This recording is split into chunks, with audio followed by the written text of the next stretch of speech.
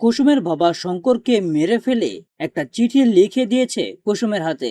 কে মেরে ফেললো কুসুমের বাবাকে আর কি বা তার উদ্দেশ্য, এই নিয়ে বিস্তারিত জানতে হলে এখনই ভিডিওতে লাইক দিয়ে পুরো ভিডিওটি দেখতে থাকো। শুরুতেই থাকছে কুসুম তার সমস্ত কাজকর্ম শেষ করে যখন বাড়িতে আসে, তার ঘরে ঢুকেই ঘরটা অগোছালো দেখে ঘরটা গোছানোর জন্য সে কাজ করতে থাকে। কিন্তু ঘরের ফ্লোরের মধ্যে দেখতে পায় একটা চিঠি আছে। তখন সে বলতে থাকে এটা আবার কি, আর সাথে সাথে ওই চিঠিটা উপরে উঠিয়েই নিজের হাতে নিয়ে দেখতে পায় প্রথম লাইনে লেখা রয়েছে, বাবাকে যদি জীবিত দেখতে চাও তাহলে আয়ুষ্মান গাঙ্গুলিকে ছেড়ে দাও।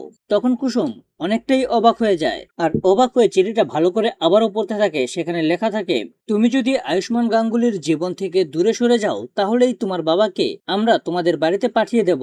আর যদি তা না করে তুমি এই চিঠির কথা কাউকে বলার চেষ্টা করো বা তোমার বাবা যে গায়েব রয়েছে তাও যদি কাউকে বলতে চাও, তাহলে কিন্তু তোমার বাবাকে জমের বাড়ি পাঠিয়ে দেব। আর যেখানে তোমার বাবাকে পাঠানো হবে সেখান থেকে তোমার বাবা আর কোনোদিনও ফিরবে না, তুমি আর কোনোদিনও তোমার বাবাকে পাবে না। এই লেখাগুলো দেখার পর কুসুম প্রচন্ড কান্নায় ভেঙে পড়ে। তখন কুসুম মনে মনে ভাবতে থাকে, এই কাজটা কি তাহলে দেবলীনা ম্যাডামের নাকি শ্যামের? আমার মন বলছে এই কাজটা শ্যামের। দেবলীনার সঙ্গে হাত মিলিয়েই সে এই কাজটা করেছে। তো বন্ধুরা, এই নিয়ে তোমাদের মূল্যবান মতামতগুলো এখনই কমেন্টে জানাও। আর এরকম নিত্য নতুন সিরিয়ালের আপডেট পেতে এখনই আমাদের এই চ্যানেলটা সাবস্ক্রাইব করো।